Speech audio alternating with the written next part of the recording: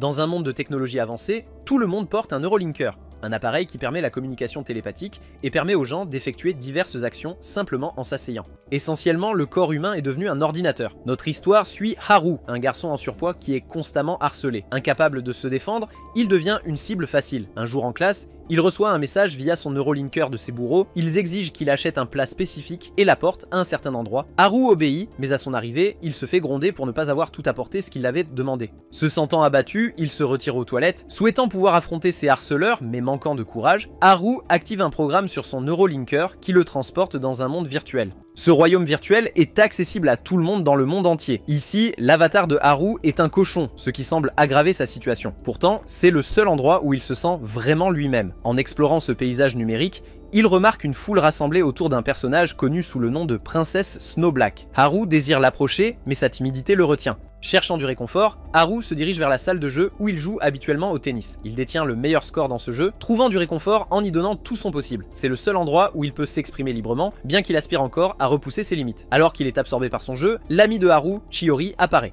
Elle le presse de quitter le monde virtuel, mais il refuse. Déterminée, Chiyori quitte le royaume virtuel et va à la salle de bain pour déconnecter Haru de force. Elle révèle qu'elle a vu les brutes le maltraiter plus tôt, mais Haru n'est pas prêt à en parler. Malgré les efforts de Chiyori pour lui offrir un repas, Haru le repousse, affirmant qu'il n'en veut pas. Alors qu'Haru s'enfuit, il remarque que Chiyori pleure en essayant de récupérer la nourriture qu'elle a apportée. Malgré sa culpabilité, sa lâcheté l'empêche de s'excuser. Plus tard, il retourne dans le monde virtuel pour découvrir que son meilleur score a été battu. Dévasté, il s'effondre au sol en larmes, se sentant comme s'il avait perdu la seule chose qui lui apportait de la joie. Soudain, la princesse Snow apparaît. Elle offre à Haru la chance de dépasser ses capacités actuelles, révélant qu'elle est celle qui a battu son record. Intrigué, Haru écoute Snow l'inviter à la rencontrer au salon le lendemain pour plus d'informations. Le jour suivant, Haru entre dans le salon, se sentant immédiatement mal à l'aise alors que tous les regards se tournent vers lui. Il est clair que cet endroit est destiné aux élèves plus âgés. Quelques garçons essaient de lui barrer le chemin, mais la voix de Snow retentit depuis le fond, leur demandant de laisser passer Haru, car il est son invité. Haru s'assoit avec Snow qui lui tend un câble neuro pour les connecter. Cela leur permet de communiquer mentalement. Snow transfère un programme à Haru et lui demande de l'installer, promettant que cela bouleversera sa conception de la réalité. Sans hésitation, Haru accepte et installe l'application appelée le programme Brainburst. Lorsque l'installation se termine avec succès, Haru est accueilli dans ce que Snow appelle le monde accéléré, ouvrant un nouveau chapitre dans sa vie et changeant potentiellement tout ce qu'il pensait savoir sur la réalité. Alors que Haru assimile ces nouvelles informations, son bourreau habituel, Araya, apparaît, prêt à harceler Haru à nouveau.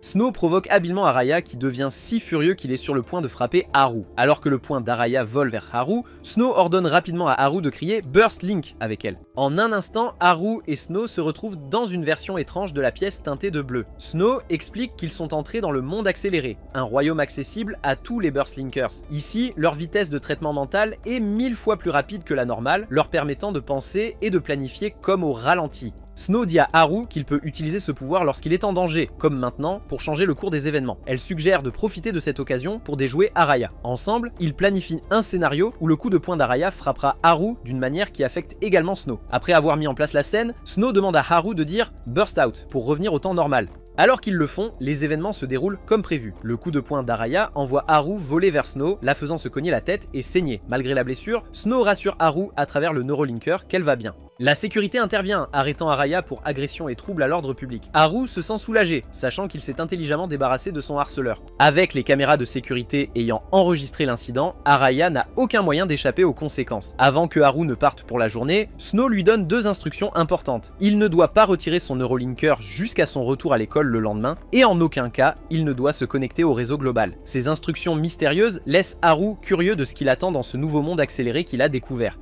Après cette journée mouvementée, Haru rentre chez lui avec ses amis Chiyu et Taku. Se sentant submergé par tout ce qui s'est passé, il s'éloigne soudainement et rentre seul chez lui en courant. Le lendemain matin, Haru se réveille d'un rêve étrange. En se préparant pour l'école, il se rend compte qu'il a besoin d'argent pour le déjeuner. Il va dans la chambre de sa mère pour le demander. Sa mère accepte d'envoyer l'argent via le Neurolinker et sans réfléchir, Haru se connecte au réseau mondial pour recevoir le transfert, oubliant l'avertissement de Snow de la veille. Dès que Haru sort, quelque chose d'inattendu se produit. Sans aucune commande de sa part, il accélère soudainement. En un clin d'œil, il se retrouve dans un endroit complètement différent, une sorte d'arène. Il est choqué de se voir porter une armure argentée. Une voix retentissante l'annonce comme le nouveau challenger. Haru regarde autour de lui, confus et un peu effrayé. Son cœur s'emballe en voyant son adversaire, une figure effrayante qui ne ressemble en rien au brut de l'école qu'il a l'habitude d'affronter. Haru réalise qu'il est tombé sur quelque chose de bien plus grand qu'il ne l'avait imaginé. Le monde de Brainburst est plus réel et plus dangereux qu'il ne l'aurait cru. Alors qu'il se tient là, essayant de comprendre sa situation, il se demande ce que ce nouveau défi apportera et s'il est prêt à l'affronter. Haru découvre que le nom de son avatar est Silver Crow, tandis que son adversaire s'appelle Ash Roller. En regardant autour de lui, il remarque des spectateurs et des barres de santé pour les deux combattants. Avant que Haru puisse réagir, Ash Roller le charge avec férocité. Submergé et effrayé, Haru ne sait pas comment se défendre et est rapidement vaincu. De retour dans le monde réel, Haru raconte à Snow ce qui s'est passé. Elle le taquine, disant que c'est une punition pour avoir enfreint ses règles. Haru proteste, disant qu'il a oublié son instruction de ne pas se connecter au réseau global. Snow explique que le programme Brainburst est essentiellement un jeu de combat multijoueur, mais avec les avantages supplémentaires de l'accélération. Pour enseigner davantage à Haru, elle l'emmène dans le monde accéléré pour un tutoriel. Elle lui montre l'icône de défi, expliquant que lorsqu'elle est activée, elle affiche les Burst Linkers à proximité qui peuvent être défiés pour un combat. Pour le moment, seuls lui et Snow sont dans la zone. Snow révèle son identité dans le monde accéléré en tant que Black Lotus. Pour démontrer comment fonctionnent les combats, Snow demande à Haru de la défier. Elle lui assure qu'elle ne ripostera pas, mais laissera le temps s'écouler pour un match nul. Haru accepte et ils se transforment tous deux en leurs avatars de combat, Haru dans son armure argentée et Snow dans sa forme de Black Lotus. Snow explique un détail intéressant sur le programme Burst. Il conçoit des avatars basés sur ce dont l'utilisateur a honte. Dans le cas de Haru, être en surpoids dans la vie réelle a abouti à un avatar en armure étincelante et maigre. Cette révélation donne à Haru une nouvelle perspective sur son moi virtuel et la nature du monde accéléré. Il commence à comprendre que ce nouveau royaume n'est pas juste un jeu, mais un reflet complexe des moi intérieurs des joueurs. Snow demande à Haru à propos de son combat du matin. Haru mentionne avoir vu des mots comme niveau 1 et point de burst. Il a remarqué que ces points de burst sont passés de 99 à 89 après le jeu. Snow explique que les points de burst sont la raison pour laquelle il participe à des défis et des combats. Chaque fois qu'un linker accélère, il perd un point. Le seul moyen de gagner des points dans l'Accel World est de défier les autres et de gagner. Gagner contre un adversaire du même niveau rapporte 10 points, tandis que perdre coûte 10 points. Le pouvoir d'accélérer est incroyablement utile dans de nombreux domaines de la vie. Cela peut aider à gagner de vrais combats, réussir des examens et même avoir un avantage dans le sport. Cependant, si un linker perd tous ses points de burst, il perd la capacité d'accélérer pour toujours. Le programme Brainburst se désinstalle et empêche toute réinstallation. Haru a peur à l'idée de ne plus jamais pouvoir parler à Snow s'il perd Brainburst.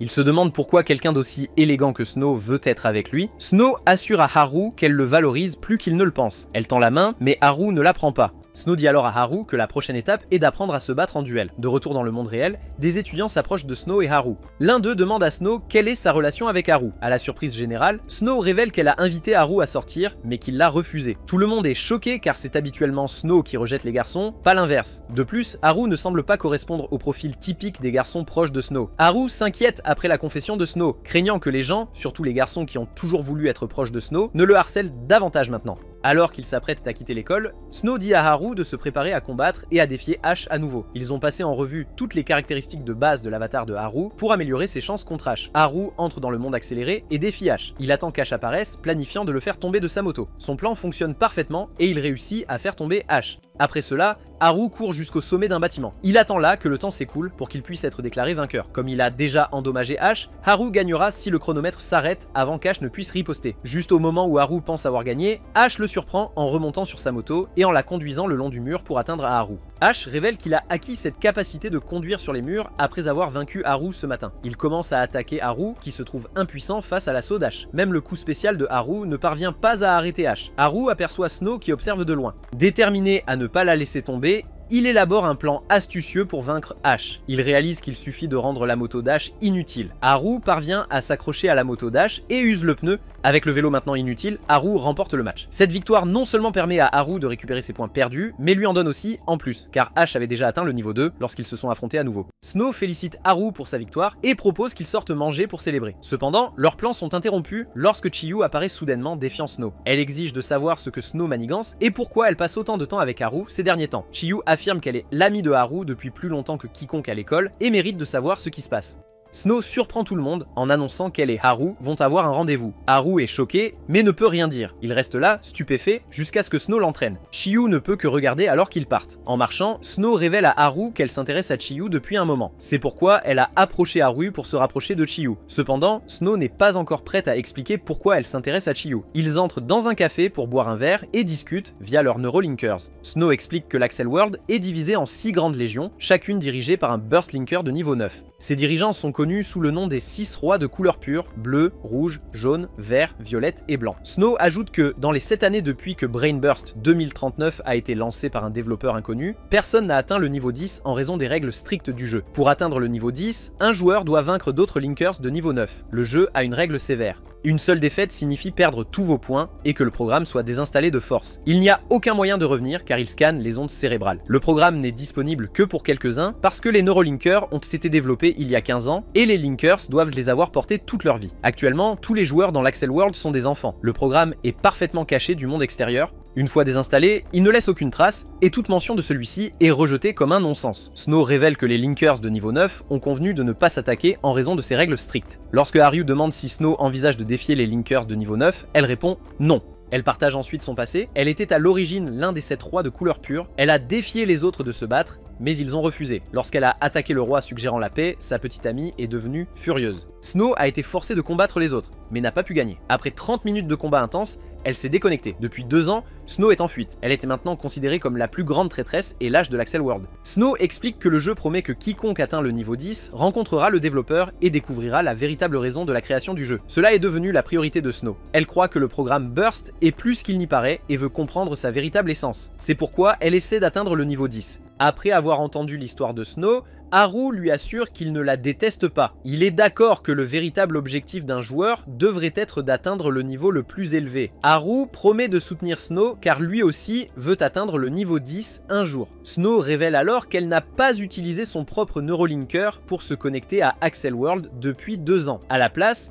elle a utilisé des neurones. Depuis lors, elle se méfie des attaques dans la vie réelle. Cette personne l'a défiée plus de 10 fois via le réseau de l'école au cours des 2 derniers mois, réduisant progressivement ses points. Snow ne veut pas se battre en utilisant son véritable avatar, car cela confirmerait son identité en tant que Black Lotus. Si cette information parvient au roi, elle serait en grave danger. Sa seule issue est de découvrir la véritable identité de son adversaire. Snow révèle que l'avatar de son adversaire s'appelle C.N. Peel, un joueur de niveau 4. Elle pense que cette personne est également désespérée pour obtenir des points étant donné leurs attaques frénétiques. Après enquête, tous les indices de Snow pointent vers une seule personne, Chiyu. Haru a du mal à y croire, car Chiyu a toujours été mauvais au jeu. Néanmoins, il promet d'en savoir plus lors de sa prochaine connexion avec Chiyu. Sur le chemin du retour, Haru rencontre son ami, Taku. Alors qu'ils partagent un verre et marchent ensemble, Haru demande à Taku s'il pense que Chiyu pourrait nuire aux autres pour un gain personnel. Haru ajoute rapidement qu'il sait que Chiyu ne ferait pas une telle chose, mais qu'il avait juste besoin de poser la question. Après cela, Taku prend son propre chemin et Haru continue. Haru visite ensuite la maison de Chiyu et demande hésitamment de se connecter avec elle. Bien que surprise, Chiyu accepte. Elle trouve un câble court sous son lit, ce qui signifie qu'ils devront s'asseoir très près l'un de l'autre. Après s'être connecté, Haru distrait Chiyu avec une conversation décontractée tout en cherchant secrètement dans ses fichiers système le programme Brain Burst.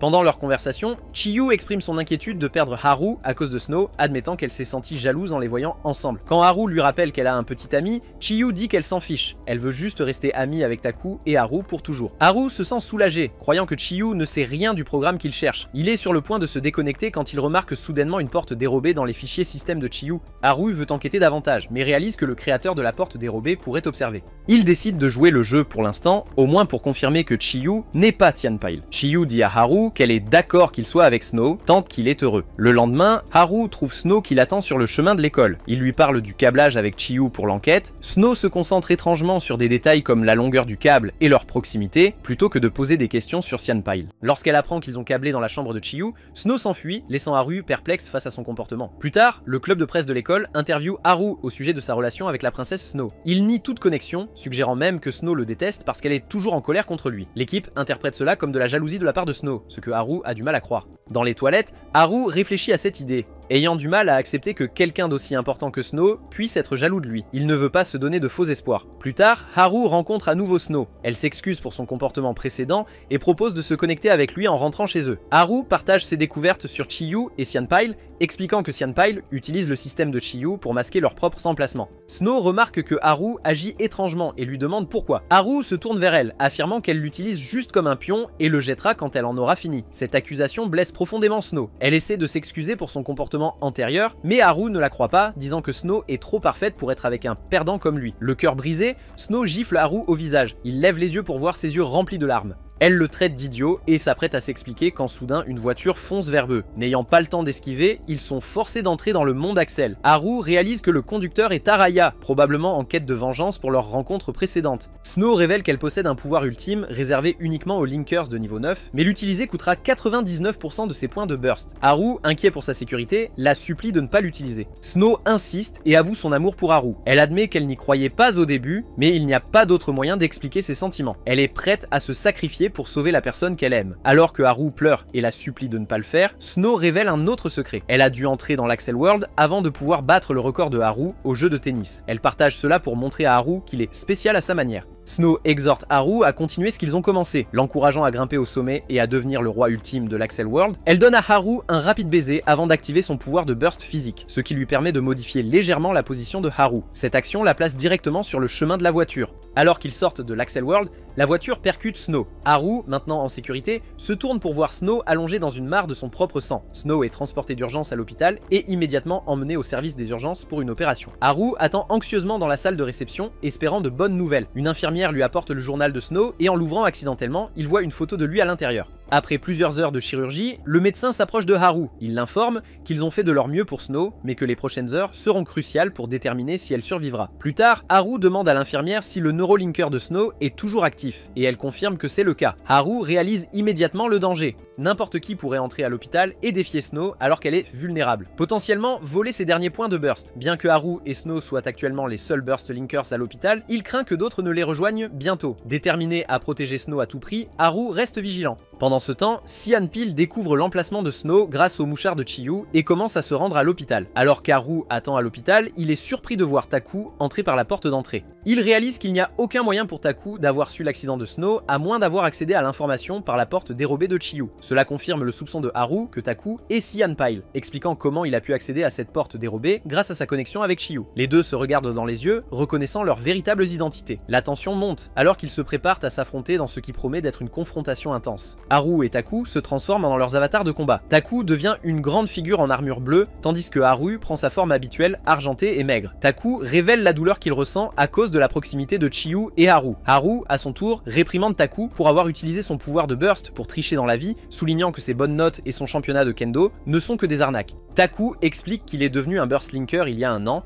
invité par le capitaine du club de kendo qui était un proche aide du roi bleu. Il était admiré pour ses capacités uniques dans le monde accéléré. Alors qu'ils se précipitent l'un vers l'autre, Haru se sent d'abord confiant à l'idée d'affronter Taku. Cependant, il réalise rapidement que l'espace confiné le désavantage. Il décide de se retirer sur le toit pour continuer le combat. En atteignant le toit, Haru est surpris de voir plusieurs autres joueurs assister à leur combat. Malgré la perte d'un bras dans la bataille, Haru reste déterminé à affronter Taku. La scène prépare une confrontation dramatique entre d'anciens amis, maintenant adversaires, avec des enjeux élevés et un public de burst linkers observant chacun de leurs mouvements. Taku arrive sur le toit et Haru utilise sa vitesse pour lancer une rafale d'attaque, portant plusieurs coups et même renversant Taku au sol. Cependant, Taku a chargé une attaque puissante pendant l'assaut de Saru. Il libère cette attaque, repoussant Haru. Alors que Haru essaie de riposter, une de ses jambes tombe, le laissant avec juste un bras et une jambe pour affronter le plus capable Taku. La fuite n'est plus une option pour Haru. Taku exprime sa jalousie envers l'affection de Chiyu pour Haru, déclarant son intention de l'éliminer. Il plaque Haru au sol et utilise son attaque spéciale de gravité pour envoyer Haru s'écraser dans le sous-sol. Bien que Haru survive, il lui reste très peu de points de vie. Taku, confiant dans sa victoire, décide de laisser le temps s'écouler plutôt que d'achever Haru. Se tournant vers les spectateurs, Taku envoie un message au roi bleu à travers eux, affirmant sa force et sa préparation à affronter n'importe quel adversaire. Dans le sous-sol, un Haru meurtri parvient à se lever, croyant avoir perdu le combat. Il voit Snow allongée à proximité et s'approche d'elle. Alors qu'il réfléchit aux paroles de Snow, en particulier son encouragement à se battre jusqu'au bout, quelque chose d'inattendu se produit. L'avatar de Haru commence à tressaillir et soudain des ailes poussent dans son dos. Ce tournant dramatique prépare le terrain pour un retour potentiel alors que l'avatar de Haru subit une transformation surprenante à un moment crucial du combat. Avec ses ailes nouvellement acquises, Haru s'élance hors du sous-sol à une vitesse incroyable. Les spectateurs sont stupéfaits de voir Haru dans le ciel, surnommant sa nouvelle compétence l'aptitude à l'aviation. La nouvelle se répand rapidement que l'avatar de Haru est le premier avatar volant dans l'Axel World, provoquant une agitation parmi les spectateurs. Taku, furieux de voir Haru le regarder de haut, se prépare à attaquer de toutes ses forces. Pendant ce temps, Haru s'élève haut dans le ciel, se souvenant des mots de Snow, disant qu'il deviendrait un jour le plus rapide des Linkers au monde. Il plonge ensuite vers Taku à une vitesse vertigineuse. Haru esquive habilement le coup de poing de Taku et riposte en le projetant dans les airs. Soudain pris de peur, Taku supplie Haru de ne pas le lâcher, sachant que perdre tous ses points mettrait fin à son temps dans le programme Burst. Haru réprimande Taku pour avoir blessé Snow et trompé Chiyu. Finalement, acceptant sa défaite, Taku reconnaît Haru comme le vainqueur du duel. Il essaie de se libérer de l'emprise de Haru, mais Haru le rattrape. Haru exige alors que Taku non seulement admette sa défaite, mais promette aussi de ne plus jamais le défier. Cette conclusion dramatique met en avant le nouveau pouvoir et sa croissance en tant que Burst Linker, tout en mettant en avant les dynamiques changeantes entre lui et Taku. Haru propose que Taku devienne son allié et combatte sous la direction de Snow. Il assure à Taku qu'ils expliqueront tout à Chiyu. Taku accepte, et Haru le dépose doucement au sol. Alors que Haru se demande s'il a pris la bonne décision, Snow apparaît. Ravi, Haru se précipite vers Snow. Elle révèle que sa voix l'a gardé saine d'esprit dans l'obscurité. Ils s'embrassent et Snow complimente les nouvelles ailes de Haru. Snow s'adresse alors à Taku, disant qu'elle ne révélera pas sa véritable forme. Cependant, elle l'active, se transformant en une armure noire brillante. Les spectateurs la reconnaissent immédiatement comme Black Lotus, la célèbre négociatrice de l'Axel World. Haru emmène Snow en vol. Elle profite de cette occasion pour annoncer à la foule qu'elle est revenue pour mettre fin à la paix de longue date. Elle les exhorte à se préparer pour la bataille, nommant sa nouvelle légion les Niga Nebulas. De retour dans le monde réel, Haru rend visite à Snow dans sa chambre d'hôpital et lui rend son journal. Snow lui demande de commencer à l'appeler par son vrai nom. Haru admet silencieusement qu'il ne le connaît pas. Alors que Snow est sur le point de révéler son nom, la scène s'estompe, laissant le public en suspens. À la suite des événements précédents, Taku rencontre le Chevalier Bleu pour discuter de sa punition. Étonnamment, le Chevalier Bleu décide de l'exempter de toute pénalité. Plus tard, Haru rend visite à Snow à l'hôpital où elle se remet encore de ses blessures. Il l'informe que lui et Taku ont avoué à Chiyu au sujet du programme Burst et de leur tromperie. Comme prévu, Chiyu était furieuse et ne leur a pas parlé depuis. Pour se faire pardonner, Taku a proposé d'aider Haru à atteindre le niveau 2 grâce à des matchs en équipe. Snow est impressionné par la capacité de Haru à maintenir son amitié avec Taku malgré la trahison, y voyant un témoignage de la force de leur lien. Haru considère toujours Taku comme son meilleur ami. Pendant ce temps, Taku a quitté l'équipe de Kendo à l'école. Haru et Taku entrent dans l'Axel World pour participer à des matchs de tag. Haru atteint avec succès le niveau 2, impressionnant Taku qui promet de le soutenir jusqu'à ce qu'il atteigne le niveau 4 dans le cadre de son expiation. Alors qu'il se prépare à quitter l'Axel World, Haru décide impulsivement d'accepter l'option de monter de niveau avant que Taku ne puisse l'arrêter. Il réalise rapidement son erreur. Monter de niveau coûte 300 points burst, ne lui laissant que 8 points de réserve. Taku dit à Haru de sortir en burst avant qu'il ne soit défié par quelqu'un, soulignant la situation précaire dans laquelle Haru s'est mis. Cette scène prépare de nouveaux défis pour Haru alors qu'il navigue dans ses nouvelles capacités et les conséquences de ses décisions hâtives dans l'Axel World. Taku se sent coupable de ne pas avoir averti Haru du coup de 300 points pour monter de niveau. Haru admet qu'il est aussi en faute, ayant oublié les règles dans son excitation. Taku propose de laisser Haru le vaincre à plusieurs reprises pour récupérer des points, mais Haru refuse, voulant suivre l'exemple de Snow. Taku met en garde Haru contre l'établissement de connexion globale. Plus tard, Haru et Taku rendent visite à Chiyu, apportant de la glace en guise d'offrande de paix. Chiyu demande des informations sur le programme Burst Link, mais a du mal à comprendre leur explication. Pour démontrer, Taku demande à Chiyu de lui lancer des livres, qu'il esquive facilement en utilisant Burst Link. Frustré, Chiyu lance un livre sur Haru à la place. Ensuite, Taku insiste pour qu'il finisse la glace. En mangeant, Taku suggère de demander de l'aide à quelqu'un nommé Bouncer. Haru rend ensuite visite à Snow à l'hôpital, craignant de lui dire qu'il a presque perdu tous ses points burst. Avec la sortie de Snow prévue pour mercredi, Haru se sent sous pression pour trouver une solution rapide. Il ne lui a même pas dit qu'il avait atteint le niveau 2. Haru rencontre Taku après avoir quitté l'hôpital. Taku explique que Bouncer, également connu sous le nom d'Aquacurrent, est le seul garde du corps dans Brain Burst. Bien qu'il soit niveau 1, Bouncer aide les Linkers à faible point dans les matchs de tag. Pour engager Bouncer, vous devez être niveau 2 ou moins et révéler votre identité dans le monde réel. Haru entre dans une cafétéria pour sa rencontre avec Bouncer. On lui donne un appareil pour entrer le nom de son avatar, confirmant son paiement et lui demandant d'attendre. En se dirigeant vers les toilettes, Haru heurte accidentellement une dame. Alors qu'il l'aide à rassembler ses affaires, il aperçoit un appareil similaire avec son nom d'avatar et son visage. Il réalise que le Bouncer est cette femme. Il s'assoit pour boire un verre et Bouncer propose un câble pour une communication privée. Pendant ce temps, Taku rend visite à Snow à l'hôpital, mais elle le défie de manière inattendue en duel. Pendant que Chiyu découvre le retrait de Taku de l'équipe de Kendo, Taku affronte Snow dans un duel inattendu. Snow refuse d'expliquer son défi. insistant pour qu'ils se battent sans discussion. De retour à la cafétéria, Aqua Current, Karen, se demande si la collision de Haru était intentionnelle, mais réalise qu'il est vraiment maladroit. Elle révèle la popularité inattendue de Haru dans l'Axel World à sa grande surprise. Karen révèle alors son vrai nom et propose d'aider Haru à atteindre 50 points. En entrant dans l'Axel World, Karen choisit des adversaires nettement plus élevés en niveau qu'eux. Elle explique que combattre de tels adversaires minimise les déductions de points. Haru apprend que c'est une des raisons pour lesquelles Karen reste au niveau 1, bien qu'elle laisse entendre d'autres motivations. Karen choisit Sanduct et Nickel Doll comme adversaires, assurant à Haru la victoire s'il joue bien. En entrant sur le champ de bataille, Haru découvre que l'avatar de Karen est basé sur l'eau. Leurs adversaires arrivent bientôt, préparant le terrain pour une bataille intrigante. Cette scène introduit de nouvelles dynamiques dans l'Axel World, révélant l'approche stratégique de Karen et la renommée inattendue de Haru. Elle prépare également une bataille excitante, tout en laissant entrevoir des mystères plus profonds entourant les choix et motivations de Karen. La bataille entre Taku et Snow s'intensifie. Snow interroge Taku sur son retrait de la compétition de Kendo. Taku explique que c'est sa façon de racheter ses péchés, qu'il considère graves. Pendant ce temps, Haru et Karen luttent contre leurs adversaires. Les attaques électriques de Silver Doll posent un défi important. De retour dans le combat entre Taku et Snow, Snow critique le plan de Taku de désinstaller Brain Burst après avoir aidé Haru à atteindre le niveau 4. Elle soutient que cela ne fera que blesser ceux qui tiennent à lui, y compris Chiyu. Silver et Sand se moquent de Haru et Karen pour leur manque de travail d'équipe. Cependant, le duo élabore bientôt une stratégie pour séparer leurs adversaires. Haru est pris dans le champ électrique de Silver, mais lutte ardemment pour se libérer, motivé par l'idée d'un nouveau départ avec Taku. Karen saute étonnamment dans les courants électriques sans être blessée. Elle explique que son avatar est fait d'eau pure, sans particules ni résidus, ce qui le rend non conducteur d'électricité. Bien que cette logique puisse sembler discutable, elle est acceptée dans le contexte de l'histoire. Haru déclenche une attaque puissante, battant leurs adversaires. Pendant ce temps, Snow réussit à convaincre Taku de ne pas abandonner. Plus tard, Karen dit à Haru qu'elle prendra tous ses points burst comme paiement. Elle le défie dans l'Axel World, mais Haru refuse de se battre, voyant maintenant Karen comme une amie. Surpris par sa réaction, Karen admet qu'elle le testait. Elle partage qu'elle avait autrefois des amis et un maître bien-aimé aussi. Au lieu de faire du mal à Haru, elle utilise sa capacité de fuite de mémoire pour effacer tous les souvenirs de Haru à son sujet. Haru se retrouve seul dans la cafétéria, confus quant à la raison de sa présence. Il remarque un câble, mais ne se souvient pas à qui il appartient, ayant tout oublié de Karen. Le lendemain, Haru et Chiyu sont choqués de découvrir que Taku a été transféré dans leur école. Ils ne savent pas que Snow a convaincu Taku de faire ce changement. Ce tournant des événements ouvre de nouveaux mystères et relations, le passé et les capacités de Karen restant un secret, et le transfert de Taku promettant de bouleverser la dynamique du groupe. Haru intensifie son entraînement pour améliorer sa vitesse et son agilité contre les attaques aériennes. Sa capacité unique à voler est crucial pour le soutien de l'équipe et il est déterminé à surmonter son échec récent. Taku le rassure, disant que la compétence viendra naturellement avec le temps. Avec plus de batailles de territoire à venir, Haru ressent la pression de renforcer son rôle dans l'équipe. Plus tard, Haru rentre chez lui et trouve une fille inconnue. Elle se présente comme sa cousine au 3e degré, mais Haru est sceptique. Il reçoit un message de sa mère expliquant que sa cousine au 2e degré va rester pendant 3 jours. Frustré mais impuissant, Haru accepte la situation. En prenant un bain, Haru cherche dans les archives familiales la photo de la fille. Soudain, elle entre dans la salle de bain proposant de se baigner avec lui. Choqué, Haru suggère qu'elle attende, mais elle insiste. Il remarque une ligne de bronzage sur son cou, généralement causée par le port d'un Neurolinker.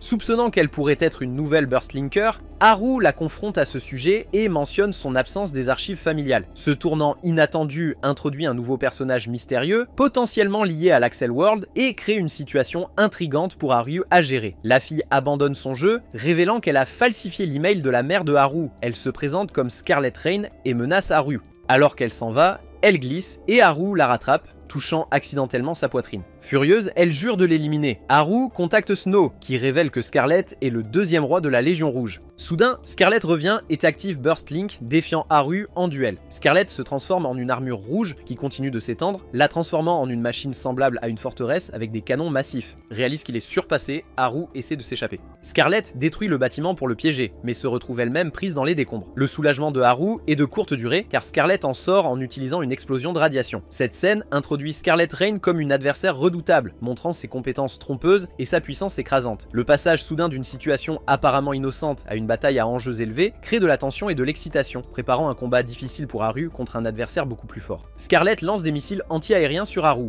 mais son entraînement récent porte ses fruits car il les esquive. Il charge Scarlet, presque prêt à porter un coup final, mais elle sépare sa forteresse, faisant tomber Haru et le piégeant dans les décombres. Scarlet remporte le duel et fait sa demande, une rencontre en personne avec le maître de la Légion de Haru, Snow. Le lendemain, Haru informe Snow des événements. Snow est perplexe face à la demande du roi rouge. Haru mentionne que Scarlet a promis d'expliquer ses motivations lors de leur rencontre. Lorsque Snow s'enquiert du style de combat de Scarlet, elle est surprise d'apprendre que Scarlet a déplacé sa forteresse.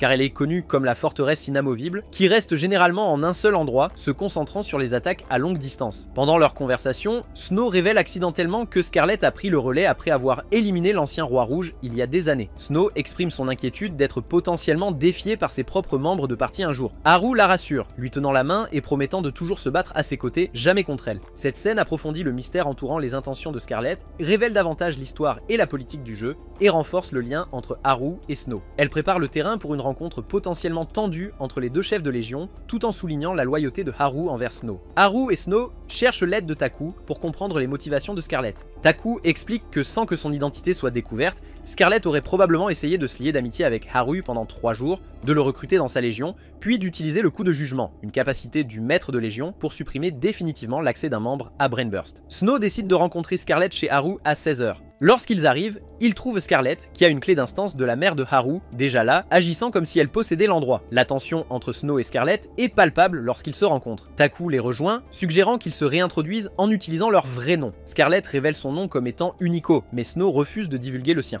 Unico, ne voulant pas perturber la réunion, ne pousse pas la question. Cette scène prépare une rencontre tendue entre les chefs de légion rivaux, révélant davantage sur les mécanismes du jeu et les dangers potentiels auxquels Haru a été confronté. Unico révèle qu'elle a dépensé plus de 200 points pour découvrir la véritable identité de Haru. Lorsque Snow demande ses intentions, Unico surprend tout le monde en déclarant qu'elle a besoin de l'aide de Haru pour détruire l'armure de Calamité. Snow soutient qu'il a déjà été détruit, mais Unico insiste sur le fait qu'il est revenu. Pour aider Haru à comprendre, Snow propose de partager l'information via un lien direct. Les 4 se connectent, et Snow active une séquence de mémoire de son cerveau datant de 2 ans et demi. Cette séquence montre la bataille entre les 7 rois de couleur pure et le Chrome Disaster. Snow explique que Chrome Disaster était un Burst Linker légendaire d'il y a 7 ans, connu pour son style de combat cruel. Les 7 rois se sont unis pour le vaincre. À sa défaite, Chrome Disaster a maudit le monde accéléré, jurant de les hanter pour toujours. Bien qu'il ait été éliminé, son armure améliorée est restée dans le monde. Cette scène introduit une menace significative du passé, le Chrome Disaster, et prépare un nouveau conflit potentiel. Elle révèle également l'histoire et le folklore de l'Axel World, montrant la collaboration entre les rois et l'impact durable des événements passés. Le retour de l'armure de Calamité suggère une situation dangereuse nécessitant la coopération entre différentes factions, ajoutant de la profondeur à l'intrigue de l'histoire. L'histoire de l'armure continue.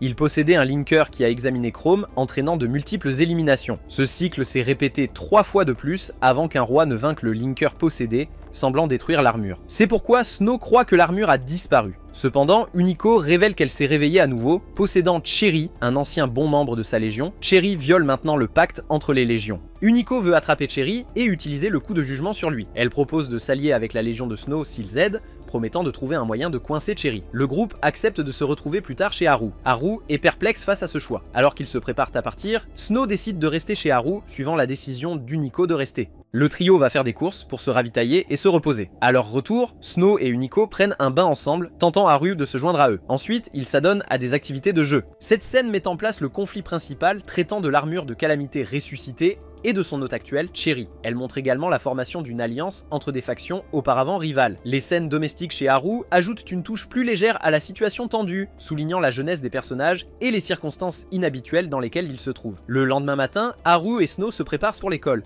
Unico reste à la maison, essayant de localiser où Chromeburster pourrait apparaître. Elle a une permission de 3 jours de son internat, donc elle n'a pas à se soucier des cours. Dans l'ascenseur, Snow se penche pour ajuster la cravate de Haru. Soudain, les portes s'ouvrent, et Chiyu se tient là, les surprenant dans cette position gênante.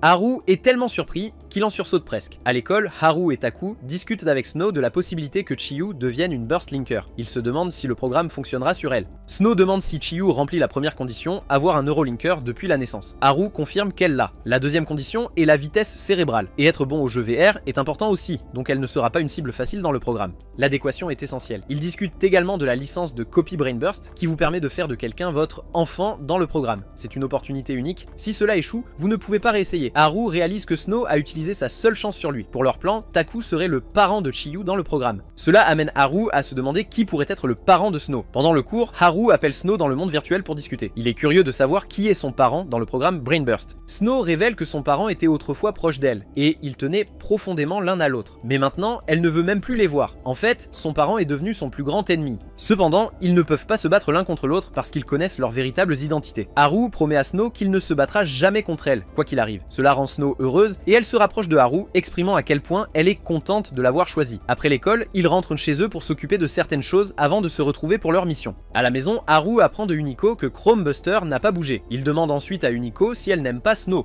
Unico lui assure qu'elle ne le déteste pas. Elle est en fait reconnaissante envers Snow d'avoir vaincu son prédécesseur, car cela a permis à Unico de devenir le roi rouge. Unico voit Snow comme une personne impressionnante, la seule à vraiment jouer le jeu comme prévu. Alors que les autres craignent d'atteindre le niveau 10, Snow est impatiente de découvrir ce qui se passe à ce moment-là. Unico admire cette attitude, croyant que c'est ainsi que tous les joueurs devraient aborder les jeux. Elle pense que chaque jeu devrait avoir une fin, sinon il risque de devenir ennuyeux avec le temps. Unico admet qu'elle se sent responsable de la situation actuelle. Chrome Burster faisait partie de sa légion, mais cherchait un défi, ce qui l'a conduit à l'armure de Calamité. Haru comprend et est d'accord avec le point de vue précédent d'Unico, selon lequel la joie d'un jeu réside dans le fait d'atteindre sa fin. Il pense qu'il devrait toujours viser à terminer les jeux. Peu de temps après, Snow et Taku arrivent à la maison pour rejoindre Haru et Unico. Peu après leur arrivée, Unico découvre que Chrome Burster est en mouvement. Pour intercepter Chrome, Snow suggère qu'ils doivent accéder au véritable champ de bataille de l'Axel World. Elle explique que puisque Haru est maintenant au niveau 4, cela ne devrait pas poser de problème pour lui. Il a seulement besoin de 10 points pour entrer, qu'il peut se permettre. Snow active le burst illimité, et ils sont transportés dans un environnement en noir et blanc. Snow explique qu'ils ont utilisé la réalité présente pour combattre l'armure de Calamité auparavant. Haru remarque qu'il n'y a pas de compte à rebours dans ce monde virtuel.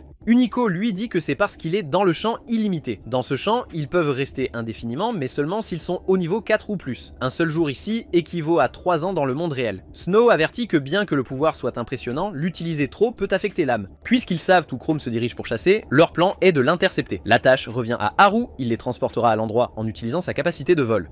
Alors qu'il se dirige vers le terrain de chasse, Snow mentionne que Haru devra un jour y affronter son combat majeur, qu'il devra gagner pour atteindre le niveau 9. Elle explique aussi qu'il y a des monstres dans ce monde qui peuvent être vaincus pour des points, bien qu'ils ne rapportent pas autant que de battre un autre Burstlinker. Les Burstlinkers utilisent souvent ce monde pour se battre sans limite. Soudain, leur discussion est interrompue par des missiles entrants. Haru parvient à les faire atterrir en catastrophe dans un fossé pour se mettre à l'abri. Avant qu'ils ne puissent pleinement comprendre la situation, ils se retrouvent entourés par des ennemis dirigés par le Roi Jaune. À leur surprise, il est révélé que le Roi Jaune était le cerveau derrière tout depuis le début. Le Roi Jaune affirme qu'il cherche à se venger de la Légion Rouge pour les actions de leur membre renégat qui a rompu le pacte. Cependant, Haru voit à travers ce mensonge. Il réalise que le Roi Jaune lui-même a caché l'armure de Calamité et l'a donnée aux membres renégats des Rouges, créant ainsi un prétexte pour cibler le Roi Rouge. Son véritable objectif est de vaincre le Roi Rouge et d'atteindre le niveau 10, un plan qu'il a soigneusement orchestré. Unico soutient qu'elle devrait être celle qui discipline son propre membre de Légion, mais le Roi Jaune rejette sa revendication. Haru suggère qu'il devrait se retirer et se déconnecter, mais on lui dit que c'est impossible dans ce monde. Contrairement à d'autres espaces virtuels, ils ne peuvent pas simplement partir, ils doivent atteindre l'un des points de sortie désignés.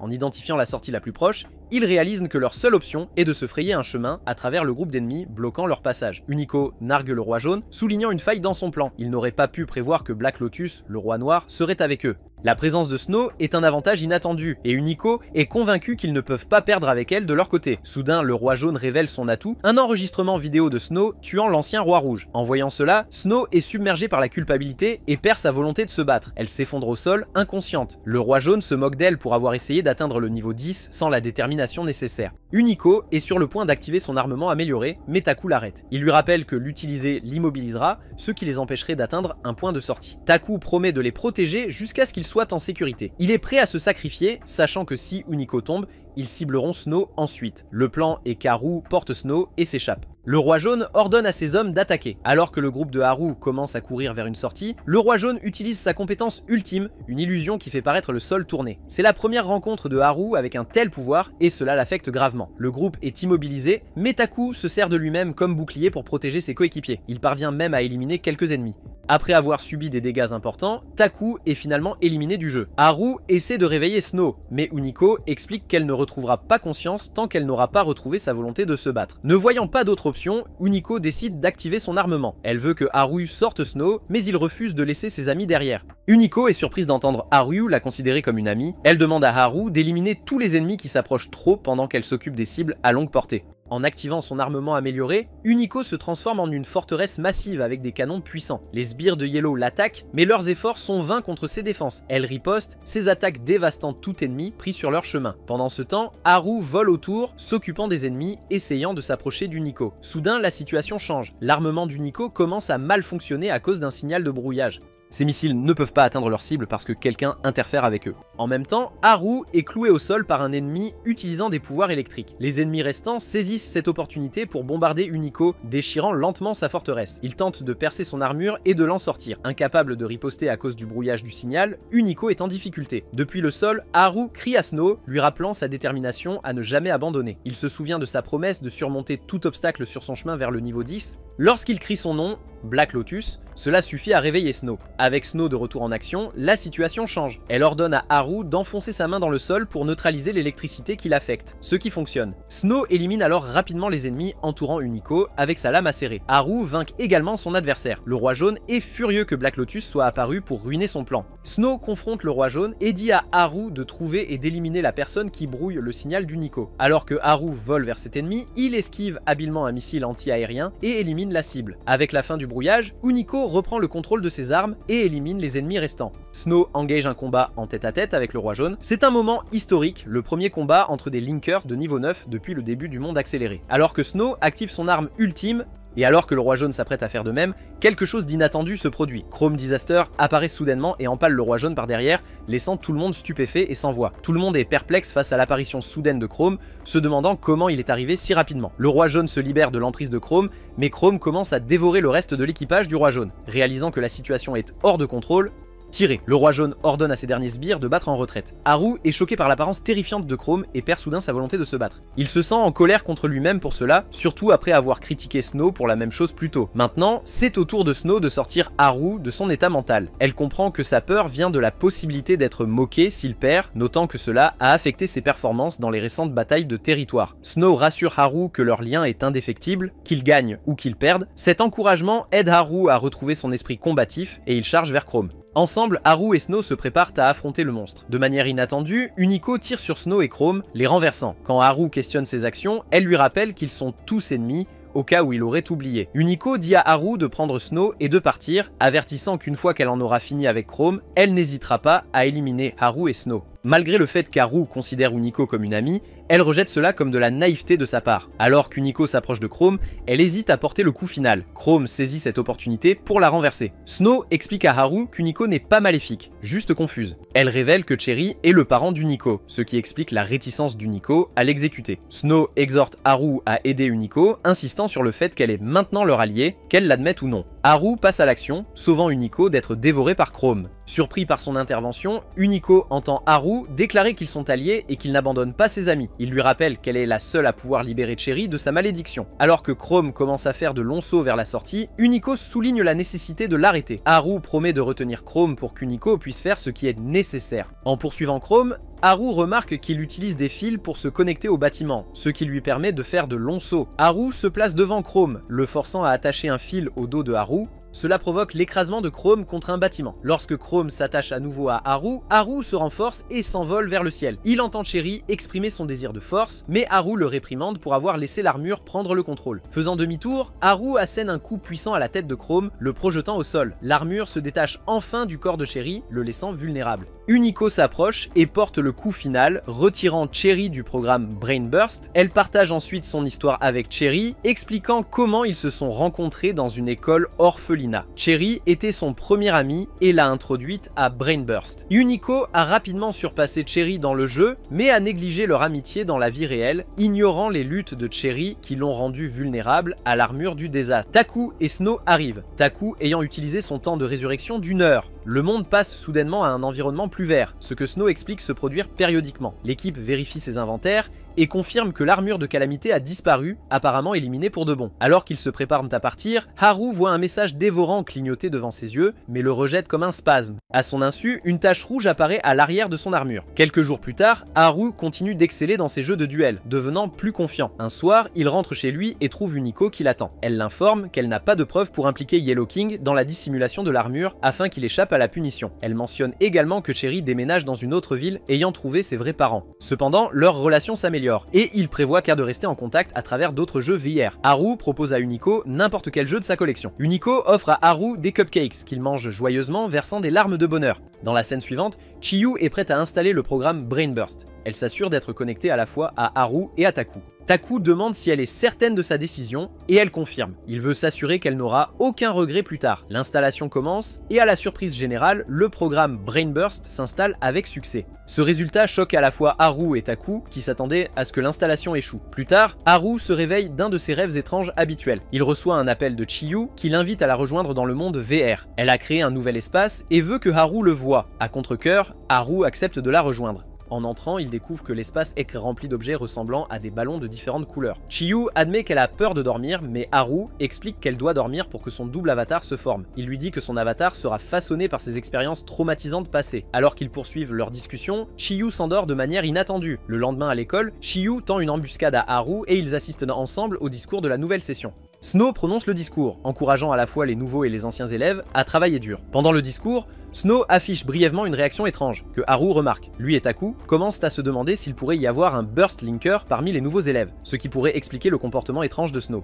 Après le discours, Haru et Taku décident d'enquêter davantage, en spéculant qu'un parent de Burst Linker pourrait également fréquenter leur académie. Chiyu les surprend pendant leur enquête et propose de se joindre à eux. Ils activent le Burst Link, entrant dans le monde accéléré. C'est la première fois que Chiyu voit son avatar, qui est entièrement vert avec un chapeau de sorcière et une cloche sur son bras gauche. Le nom de son avatar est Limebell. Il vérifie la liste des Burst Linkers actuels dans la région, mais ne trouve aucun nom inconnu. Désireuse de participer, Chiyu défie immédiatement Haru en duel, bien qu'elle ne connaisse pas les règles ni son coup spécial. Elle tente d'utiliser son coup spécial, appelé la cloche citring, mais Haru explique qu'elle doit infliger ou recevoir une certaine quantité de dégâts pour remplir sa jauge de puissance avant de pouvoir utiliser son coup spécial. Pour remplir sa jauge de puissance, Chiyu endommage des objets à proximité. Une fois pleine, elle utilise son coup spécial sur Haru, mais rien ne se passe. Perplexe, Taku demande à Chiyu d'attaquer Haru jusqu'à ce que sa jauge se remplisse à nouveau. Puis, il lui dit d'utiliser son pouvoir sur Haru. Étonnamment, cela régénère tous les points de vie perdus de Haru. Taku réalise que Chiyu possède une capacité de guérison rare. Il souligne l'importance de garder cette information confidentielle.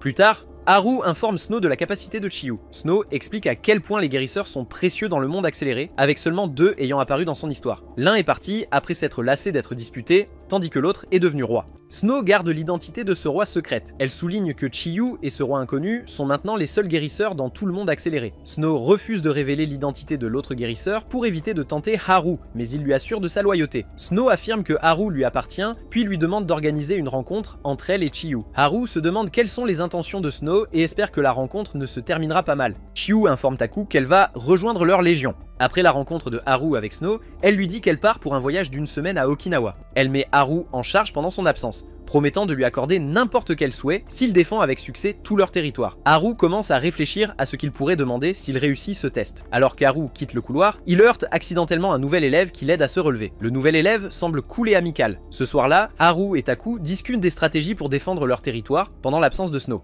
Haru croit que les capacités de Chiyu augmenteront considérablement leurs chances dans les batailles. Le lendemain, Taku participe à l'entraînement du club de kendo. Il remporte son premier tour sans utiliser de pouvoir d'accélération. Haru remarque que le nouvel élève d'hier, maintenant identifié comme Numi, est le prochain adversaire de Taku. Pendant leur match, Numi esquive habilement toutes les attaques de Taku. Haru entend Numi dire « Burst », mais quand il vérifie la liste des Burst Linkers dans la région, le nom de Numi n'y figure pas. Malgré ce mystère, Numi bat Taku et est déclaré vainqueur. Alors que Numi retourne à son siège, Haru remarque qu'il arbore un sourire inquiétant et malveillant. Après l'entraînement, Haru et Taku discutent de la performance de Numi. Haru est certain que Numi a accéléré mais ne peut pas expliquer comment. Taku suggère que Numi a peut-être utilisé le Physical Burst, une capacité généralement réservée aux Linkers de niveau 9, mais accessible aux autres sous une forme limitée. Cela permet des accélérations brèves de 3 secondes. Il conclut que Numi n'est pas un Linker de niveau 9, mais utilise le Physical Burst. Taku se sent partagé, ayant déjà utilisé les pouvoirs de Burst lors de matchs. Mais Chiyu affirme que les motivations passées de Taku étaient différentes de l'intention apparemment malveillante de Numi. Leur prochaine étape est de découvrir comment Numi se cache de la liste de correspondance. Taku se porte volontaire pour enquêter lors du prochain entraînement du club.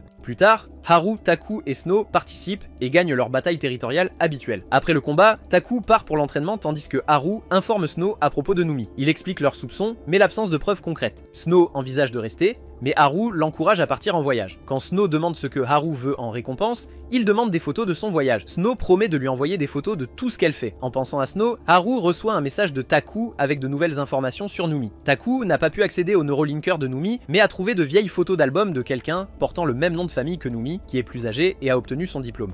Taku soupçonne que cette personne pourrait être le frère et le parent de Numi. Plus tard, Haru décide de suivre Numi depuis la salle du club. Quand Numi se dirige vers les toilettes, Haru suit. Avant d'entrer, Haru vérifie pour confirmer que c'est les toilettes pour hommes. Il aperçoit un sac avec un Neurolinker à l'intérieur, supposant que c'est celui de Numi. Juste au moment où Haru voit cela comme sa chance d'enquêter, Chiyu sort de la salle de bain de manière inattendue. Il se regarde, confus. Entendant d'autres filles approcher, Chiyu tire Haru dans la salle de bain. Haru est choqué de voir Chiyu partiellement déshabillé et réalise qu'il est dans les toilettes des femmes. Il déduit que Numi a dû utiliser un masque électronique visuel pour le tromper. Une fois que c'est sûr, Chiyu laisse Haru sortir. Haru s'excuse et explique la situation. Chiyu le prévient de ne le dire à personne, menaçant de conséquences s'il le fait. Elle exprime sa frustration que les gens prennent le jeu trop au sérieux, se plaignant qu'ils ne s'amusent pas comme ils devraient. De manière inattendue, Haru reçoit un message de Numi lui demandant de le rencontrer seul dans la cour. Quand Haru arrive, Numi déclare étonnamment qu'il a déjà gagné leur jeu. Confus, Haru fait remarquer qu'ils n'ont même pas encore combattu. Numi révèle alors une photo de Haru dans les toilettes pour femmes, prise par une caméra cachée. Il fait chanter Haru, exigeant son obéissance sous peine de diffuser la photo, ce qui pourrait entraîner l'expulsion de Haru. Chiyu apparaît soudainement, proposant de témoigner qu'elle a invité Haru dans la salle de bain pour l'aider, semblant déjouer le plan de Numi. Cependant, Numi a un autre tour dans son sac. Il révèle qu'il a installé une caméra cachée dans les toilettes des femmes. Son plan est d'attendre que la caméra soit découverte, puis de télécharger la vidéo de Haru. Il pense que même avec le témoignage de Chiyu, les gens soupçonneront toujours Haru d'être le coupable. Cette révélation laisse Haru et Chiyu stupéfaits, réalisant que l'offre de Chiyu de couvrir Haru pourrait ne pas suffire à le protéger du plan de Numi. Soudain, l'école annonce que quelque chose de confidentiel a été découvert. Saisissant l'occasion, Numi attrape Chiyu, déclarant qu'elle doit maintenant aussi obéir à ses ordres. Il a maintenant Haru et Chiyu sous son contrôle. Lorsque Numi traite Chiyu brutalement, Haru devient furieux. Il fonce sur Numi en utilisant le Physical Burst, mais Numi contre avec la même technique. En raison de sa plus grande expérience, Numi surpasse facilement Haru. En punition pour l'avoir forcé à utiliser le Physical Burst et gaspiller 5 points, Numi décide de défier Haru en duel. Il active le Burst Link, les transportant dans le monde accéléré. Là, l'avatar de Numi se révèle être intimidant et redoutable, suggérant que Haru est sur le point de livrer une bataille difficile. Numi, dont l'avatar s'appelle Dusk Taker, informe Haru qu'il prévoit de lui soutirer des points chaque semaine jusqu'à la remise des diplômes. Haru réalise que Numi a fait chanter d'autres Burst Linkers pour obtenir des points plutôt que de les gagner par ses propres efforts. Déterminé à ne pas céder facilement, Haru fonce sur Numi, délivrant des coups puissants pour réduire rapidement ses points de vie. Alors que les points de vie de Numi sont presque épuisés, il parvient à attraper la jambe de Haru et à le jeter au loin. Haru atterrit dans une zone avec des mains squelettiques, qui le piègent, donnant un avantage à Numi. Alors que Numi marche sur Haru, l'un de ses bras se régénère de manière inattendue. Numi se vante d'avoir acquis cette capacité de son dernier propriétaire, laissant Haru perplexe quant à sa signification. Numi active ensuite une compétence appelée commandant démoniaque, provoquant une lumière vive sur Haru. Il semble que Numi utilise cette lumière pour absorber quelque chose de Haru, bien que la nature exacte de ce qui est repris reste floue. Haru se libère et pousse Numi à terre. Il essaie d'activer ses ailes pour une attaque éclair, mais découvre qu'il ne peut pas. Numi révèle qu'il a pris la capacité d'aviation de Haru et peut la conserver de façon permanente. Il explique sa compétence pour voler les mouvements spéciaux, les armements améliorés ou les capacités des adversaires. Haru est dévasté, croyant que ses ailes sont ce qui le rend spécial. Numi promet de rendre les ailes quand il sera diplômé, mais exige des dons de points hebdomadaires d'ici là. Il bat Haru et prend ses points pour la semaine. De retour dans le monde réel, Numi ordonne à Haru et Chiyu de ne rien dire à Taku et Snow, affirmant qu'il a besoin de temps pour se préparer. Haru s'effondre, pleurant amèrement en regardant Chiyu. Plus tard, Taku remarque leur comportement inhabituel et interroge Chiyu à ce sujet, mais elle le dirige vers Haru. Taku rend visite à Haru pour s'enquérir du problème, mais Haru refuse de répondre. Malgré la promesse de confidentialité de Taku, Haru reste silencieux. Pour éloigner Taku, Haru dit des choses blessantes sur la relation de Taku avec Chiyu. Taku, reconnaissant cela comme une tactique pour le faire partir, frappe quand même Haru par frustration. Il exprime sa déception face au manque de confiance de Haru, s'excuse pour le coup de poing et s'en va.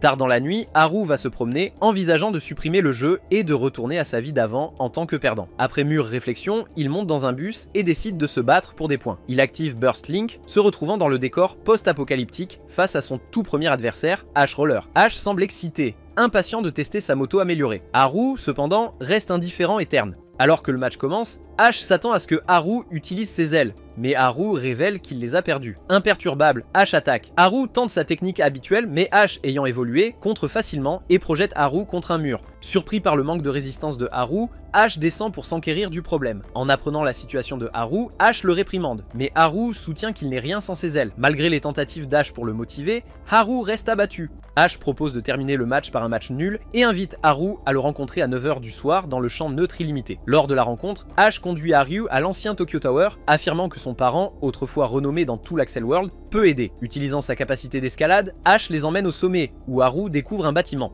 Une femme assise sur une chaise apparaît, se présentant comme Skyraker, exprimant son honneur de rencontrer Haru. Après avoir présenté Haru à Skyraker, Ash se prépare à partir. Haru demande pourquoi quelqu'un de la Légion Verte l'aiderait, ce à quoi Ash suggère en plaisantant qu'il prépare Haru à une défection. Ash fait ses adieux à son parent et part. Une fois Ash parti, Skyraker précise qu'elle ne peut pas aider Haru à retrouver ses ailes, ce qui le déçoit d'abord. Cependant, elle propose de lui apprendre à voler à la place. Riker révèle qu'elle s'intéresse à Haru depuis un certain temps, expliquant que ses décisions et expériences dans la vie réelle ont façonné à la fois son avatar et sa capacité à voler. À sa grande surprise, Riker dit à Haru que ce ne sont pas ses ailes qu'il faisait voler. Elle explique qu'il possédait déjà une capacité innée à voler et que les ailes se manifestaient simplement comme une représentation visuelle de cette capacité. Quand Haru soutient que le Burst Power lui a donné son aptitude, Riker rétorque en disant que leurs capacités dans le monde accéléré dépendent de la volonté. Pour illustrer son propos, Riker révèle que son fauteuil roulant n'a pas de commande physique. Elle démontre qu'elle le contrôle entièrement par la pensée, soulignant le pouvoir de la volonté dans leur monde virtuel. Cette révélation remet en question la compréhension qu'a Haru de ses propres capacités et de la nature du pouvoir dans le monde accéléré.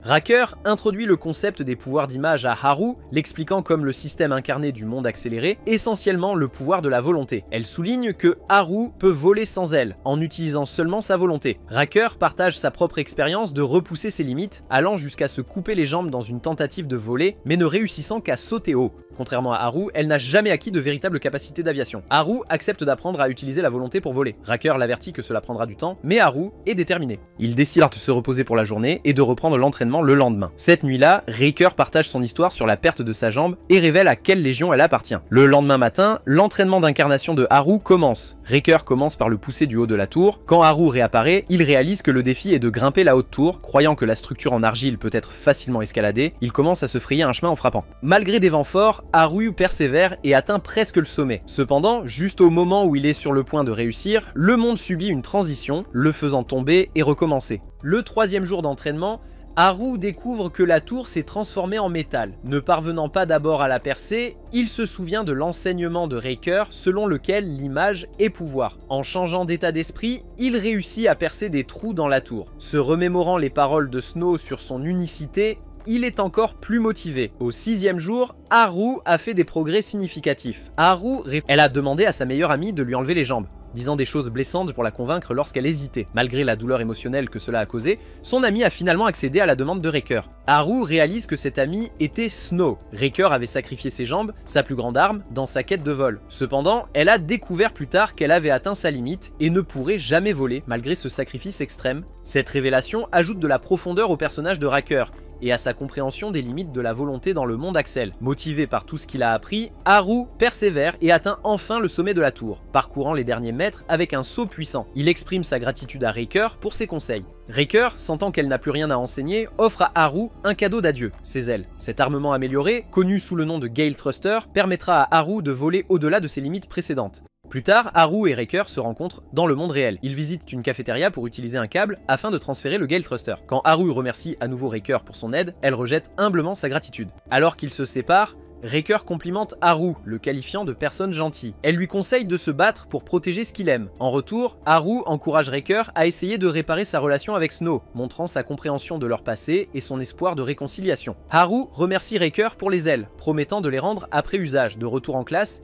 il évite de parler à Taku et Chiyu, déterminés à vaincre Numi seul. Plus tard, Snow appelle Haru en vidéo, se montrant en maillot de bain et expliquant ses cicatrices. Bien que tenté de se confier à elle sur les événements récents, Haru reste silencieux, résolu à devenir plus fort à la place. Sur le terrain d'entraînement, Haru est soudainement aspiré dans l'Axel World. Il remarque que Taku active le lien et pense d'abord que Taku le défie. Cependant, il réalise bientôt qu'il est simplement spectateur d'un duel entre Taku et Numi. Taku accuse Numi de tricherie excessive et exprime son intention de le vaincre. En colère d'être forcé dans un duel, Numi menace de blesser Taku et de prendre ses points de burst. Taku révèle alors qu'il sait que Numi possède les ailes de Haru, une information qu'il a obtenue d'Ash. Il s'excuse auprès de Haru de ne pas l'avoir remarqué plus tôt et déclare son intention de récupérer les ailes. Haru soutient avec enthousiasme Taku dans son combat contre Numi, qui reste confiant malgré le fait que Taku l'ait piégé dans un espace clos. De manière inattendue, Numi révèle un pouvoir caché, la capacité d'utiliser le pouvoir de l'esprit. Haru reconnaît cette technique et avertit Taku de terminer le combat rapidement, mais c'est trop tard. tard. Numi renverse facilement Taku et brise les murs que Taku pensait impénétrables. Il explique que cette technique est connue seulement des 7 rois et de leurs associés, laissant Haru se demander comment Numi l'a acquise.